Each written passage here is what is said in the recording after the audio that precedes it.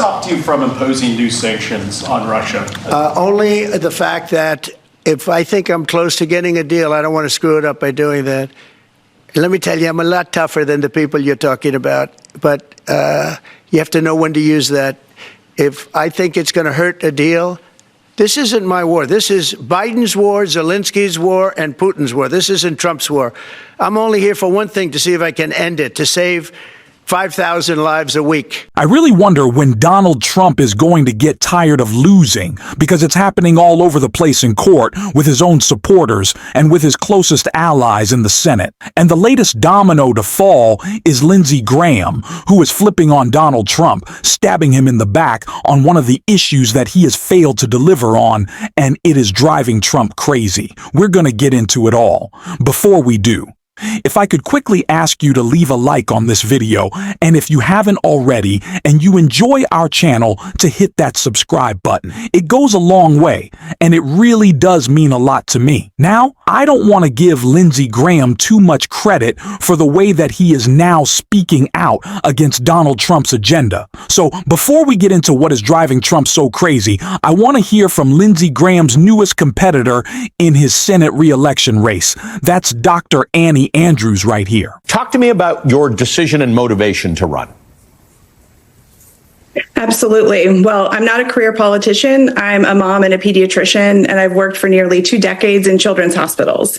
And what I saw over those 2 decades is what drove me to get involved in politics in the first place. Because when you go to work at a children's hospital, you take care of kids who don't know where their next meal is coming from, kids whose parents can't afford their prescription drugs, children who are in the throes of a mental health crisis and can't access mental health resources, and children who have been shot. And it became abundantly clear to me that broken policies coming out of Washington, D.C. from career corrupt politicians like Lindsey Graham were harming our kids long before they ever got to the hospital. Because folks like Lindsey Graham, career politicians like Lindsey Graham, are willing to do anything or say anything, even if it harms our children, just so they can hold on to power. And I can't sit on the sidelines and just let him get reelected. He's been in the Senate for 22 years. And over the course of that time period, he has changed his position on nearly every issue. He's willing to take food off our kids' plates, gut our nation's Medicaid program, and watch prices spiral out of control just so he can deliver tax cuts to billionaires. And I know that you can't win if you don't run, and I'm ready to send Lindsey home. I just had to start with that because we can't be giving too much credit to Lindsey Graham. Let's be real here. But we will acknowledge when he is saying something that he is agreeing with us on, and that is that Vladimir Putin has to be stopped. And Donald Trump isn't doing nearly enough or really anything at all to end this war in Ukraine. The war he promised he would end before he was even sworn in. And the opposite has happened. And it's very clear why. Donald Trump is doing anything he possibly can to defend Putin. And of course, when he's questioned about it, he folds. And that's why Lindsey Graham is speaking out. Before we get to that, I want to hear what Donald Trump thinks about sanctions on Putin. Do you look at this and see Putin as the good guy or the bad guy? So I've known him very well. And I went through a lot of things with him because Russia was, the Russia hoax turned out to be a total hoax. New York Times, they got a Pulitzer Prize. They have to give back the Pulitzer Prize. That's my lawsuit. And they're doing very poorly in that lawsuit. But, they wrote stories about how it was true and it was false. And, a lot of Washington Post also. I have gotten to see things that I was very surprised at. Rockets being shot into cities like Kiev during a negotiation that I felt was maybe very close to ending. We were going to solve a problem, and then all of a sudden rockets got shot into a couple of cities and people died.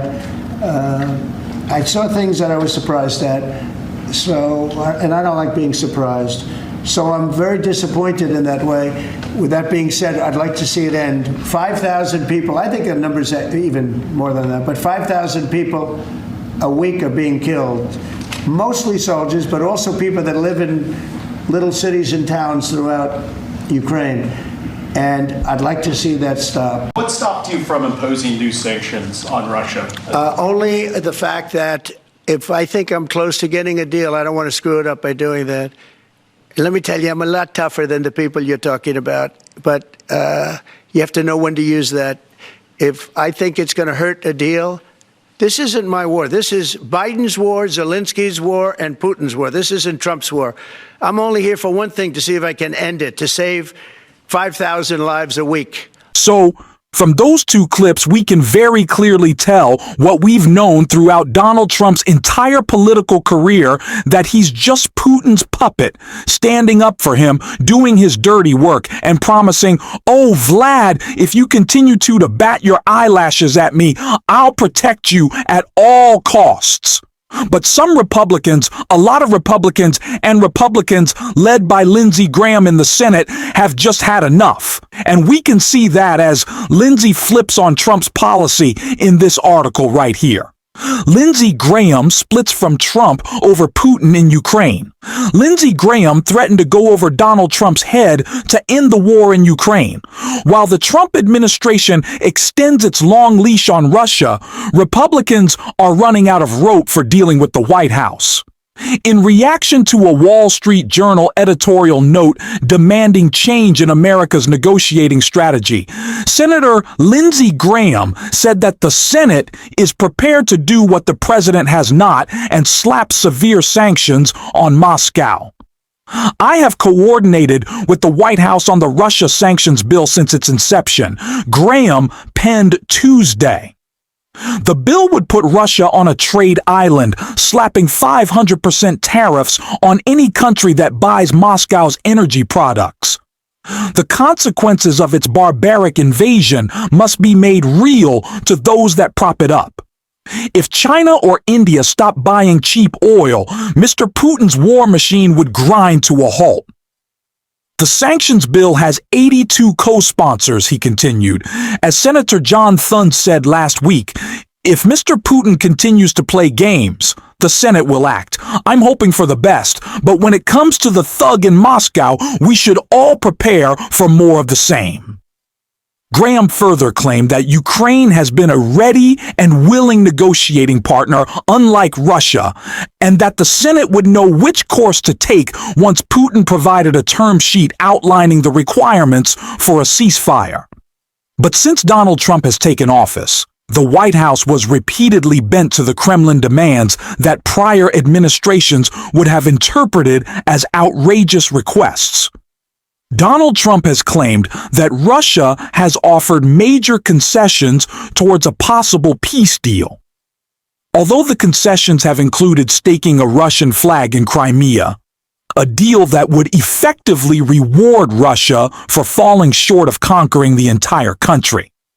Senior officials in the Trump administration, including the president himself, have verbally recognized Crimea as part of Russia, a remarkable reversal of long-standing U.S. policy that made Kremlin propagandists on state-sponsored television laugh at the downfall of American power.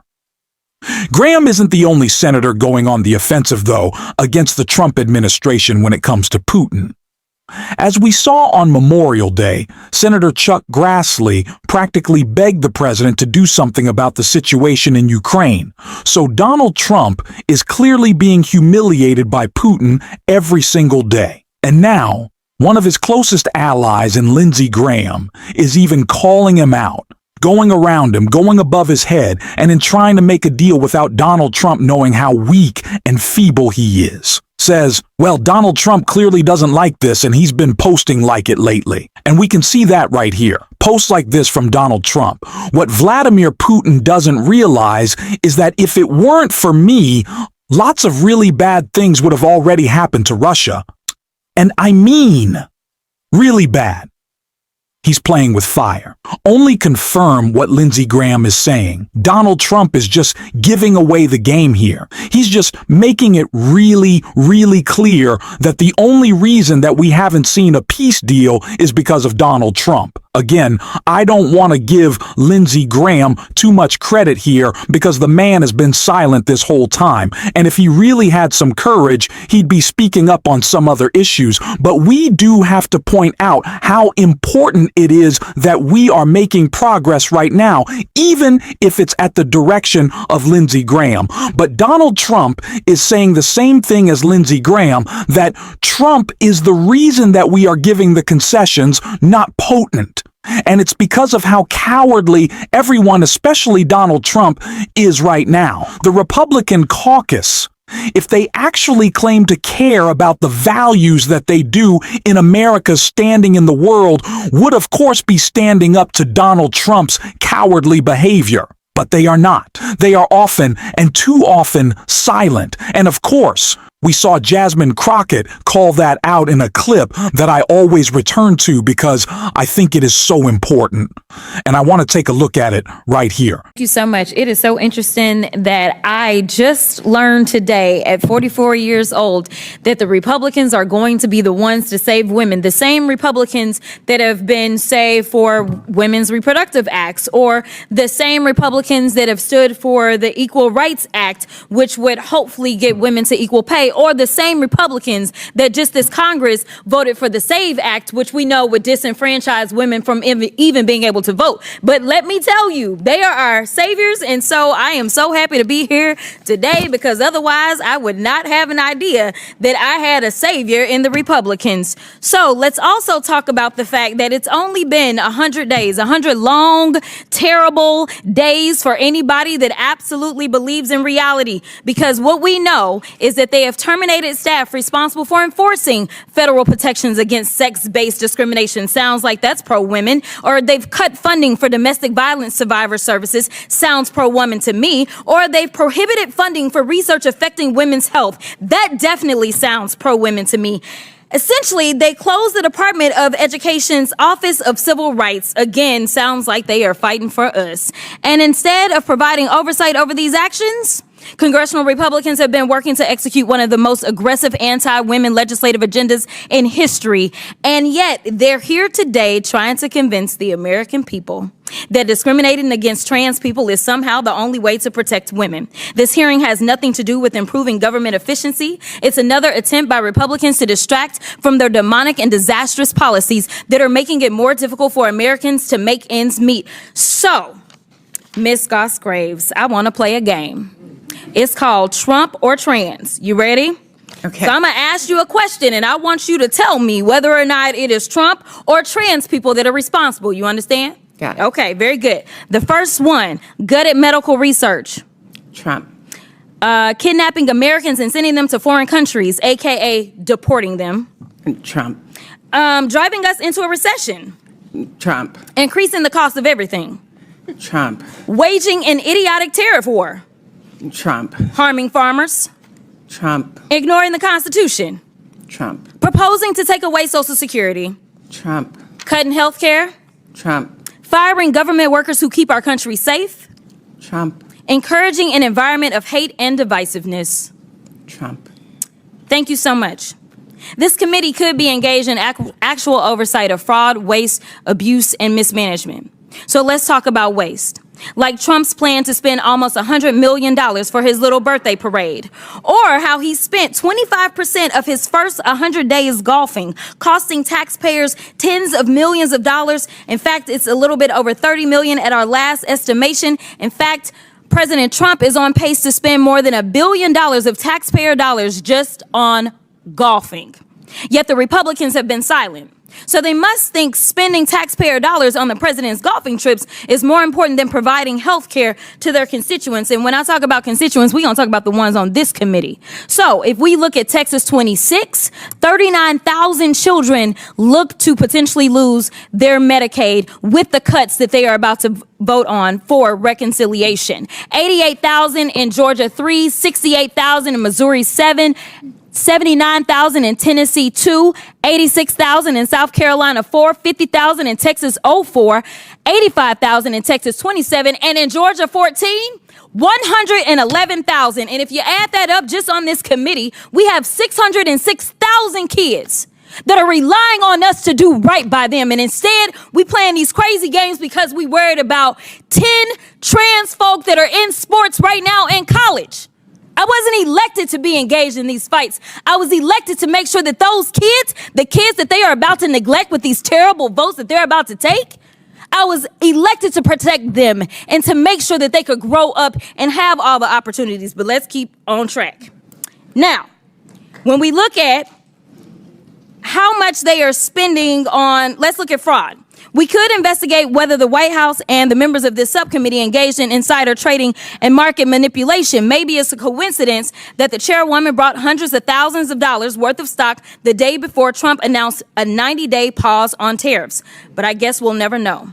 So finally, let's talk about abuse. Like how the Republicans have let Elon steal data of Americans and his competitors to make himself even richer. Look, don't let these hearings distract you from their destruction. This is rage baiting instead of conducting oversight over the issues that Americans actually care about. And with that, I will... History will not be kind to these Republicans, and neither should we. They have consistently showed us that they don't actually care about anything that they claim to. What Republicans are always so caught up in, though, is lecturing us. There's this idea that has been presented by the right that somehow it's liberals who want to lecture you and talk down to you, and they just do it because it makes them feel good, right? That's the picture of the left that they want to paint, that we don't actually back up our values. But that's true of Republicans. These are people who wave their flags that carry their pocket constitutions. They talk about freedom. But when a democracy is fighting back against Putin, when people are fighting to maintain their sovereign nation, they do nothing. They sit silent. That's cowardly. You're not standing for anything if you just fall in line with Putin. And if you just fall in line with Donald Trump as he's puppeted around as the president of the United States, how embarrassing is that? Almost more than anything embarrassing on the global stage. Have some respect. I thought you guys pretended to be tough. Where's the macho masculine energy? Is it only for attacking trans kids? Is that it? Well, it seems like it is for Republicans. So we're going to call it out every single day. And if you want to support that, as always, you can hit that subscribe button, leave a like on this video, and if you stuck around to the end, you can drop a blue heart in the comments. And until next time, I'll see you soon.